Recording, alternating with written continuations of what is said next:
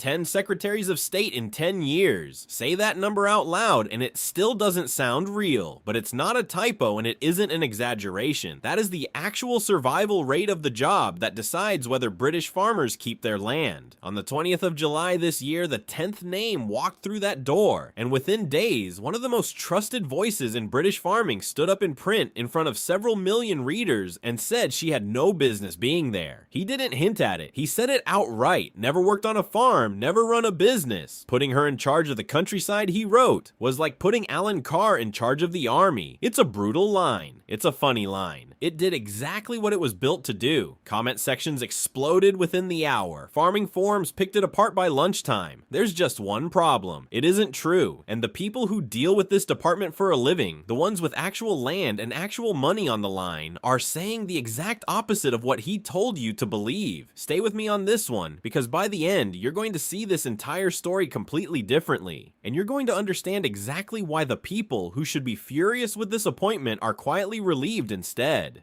By the time this is over, you'll know exactly why the sharpest line in British journalism this month might also be the least accurate one, and why almost nobody inside farming seems willing to say that part out loud. If you're new here, now's the moment. Hit subscribe, because this channel gets to the real story behind British farming before anyone else touches it, and this one only gets stranger from here. Here's who she actually is. Dame Angela Eagle, MP for Wallasey since 1992, over 3 decades in Parliament before this appointment ever happened. And here's the detail. Almost nobody covering this story bothered to check. This was not her first time inside that department. From September 2025 through June 2026, she was already there. Minister of State for Food Security and Rural Affairs, the actual working brief, subsidy chaos, supply chain pressure, the inheritance tax fight that's been burning through farming Twitter since last winter. She sat through every bit of it, in the room, at the table. Then for 5 weeks she stepped away into the Home Office as Security Minister. And when the new Prime Minister rebuilt his cabinet in July, he brought her straight back. Not as a junior minister this time, as the Secretary of State, the person actually running the department, the 10th person in 10 years to hold that chair. That number isn't decoration, it's the whole story. 10 secretaries in 10 years isn't one bad appointment. It's a department that can't hold a policy steady long enough to finish before the next reshuffle wipes it clean. Whoever sits in that chair inherits farmers who've learned the hard way not to get attached to anyone in the job. Think about what that actually costs on the ground. A scheme announced under one secretary, quietly reworked under the next. A promise made at a farmyard photo op, forgotten by the time the reshuffle clears the diary.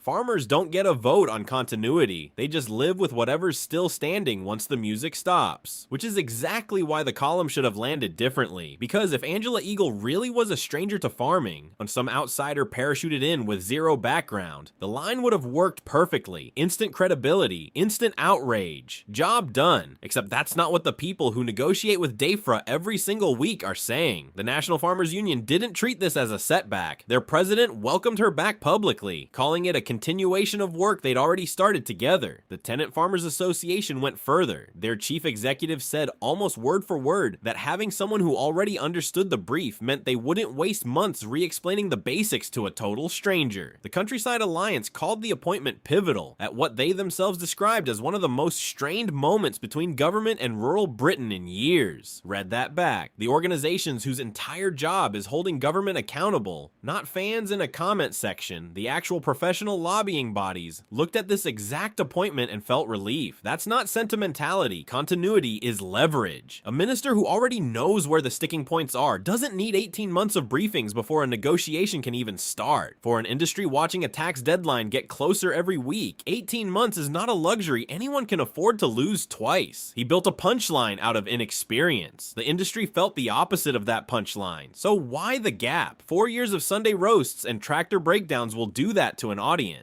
He isn't just a columnist to these readers. He's the bloke who let cameras follow his failures long enough that his opinion starts to feel like it came from a mate down the pub, not a millionaire with a newspaper column. That trust is real, it's earned. It's also exactly what makes one sloppy line this dangerous, because a mate down the pub doesn't get fact-checked the way a politician does. Why would one of the most farmer-sympathetic public figures in the country get the one person the farming establishment was glad to see walk back through that door?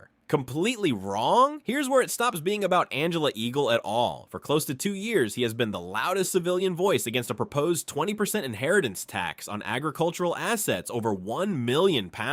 On paper, a threshold built to catch the wealthy. In practice, it catches almost every working family farm in England because land value has nothing to do with cash sitting in a bank account. He marched with 15 to 20,000 farmers through Westminster over this exact issue. He's written about it more than almost anything else in his column, including his own farm. Here's the part that gets lost in the political shorthand. Most working farms aren't cash rich. The value sits in the land, the machinery, the buildings 3 generations spent paying off, not in an account anyone can dip into to cover a tax bill. Ask a family to find that kind of money in one lump sum, and for a lot of them, the only honest answer is selling off part of what they've spent their whole lives building. And through that lens, every new face at Defra stops being a person. It becomes an obstacle, a fresh wall standing between family farms and a tax bill that could force them to sell land just to pay it. Seen that way, the column makes sense. It was never really a verdict on her CV. It was a warning shot fired at whoever was about to sit across the table from him on the tax fight before he'd even had a meeting with her, built on an assumption he never bothered to check.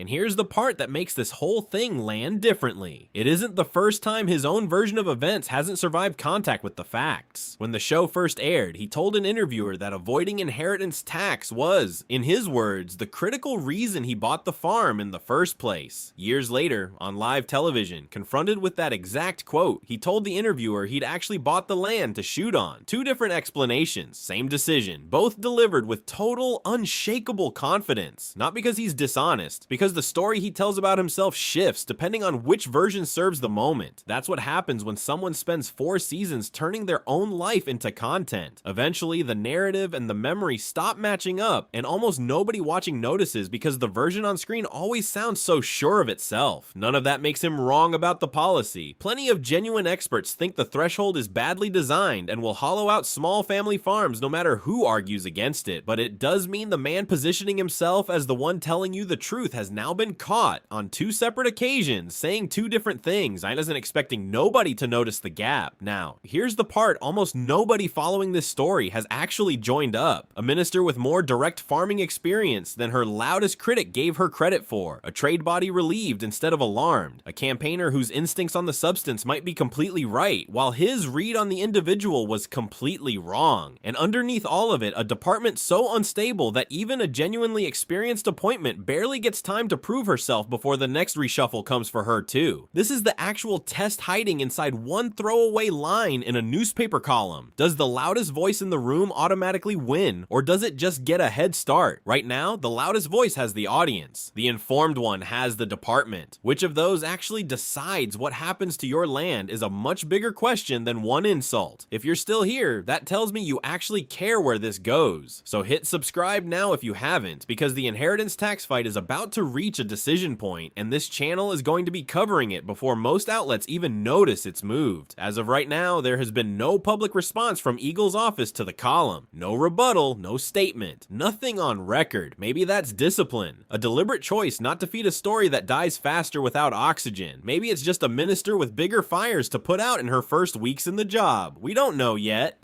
And I'm not going to pretend we do. Silence has a cost too, though. Every day this goes uncorrected, more people only ever see the column, never the record. That's not an accident of the news cycle. Corrections travel at a fraction of the speed of the original claim, if they travel at all. What we do know is this. Season 6 of Clarkson's Farm has already been confirmed. Filming is already underway, and the inheritance tax fight is nowhere near resolved. If this relationship sours further, or if it turns out she actually delivers something he wants, you can be fairly confident it ends up on screen one way or another. Amazon rarely lets a conflict this good disappear quietly. Conflict is the format. Every season of this show has needed a foil. A council, a supplier, a bank, someone standing between the farm and the finish line. A government minister who might genuinely control the biggest financial threat the farm has ever faced writes her own storyline before a single scene gets shot. Nobody has to manufacture that tension. It already exists, and the cameras are already rolling, because underneath the headline, that's really what this story is. It isn't really about whether one column was fair to one minister. It's about how far a 5-second perfectly worded insult can travel, faster and further than 3 decades of actual government experience ever could.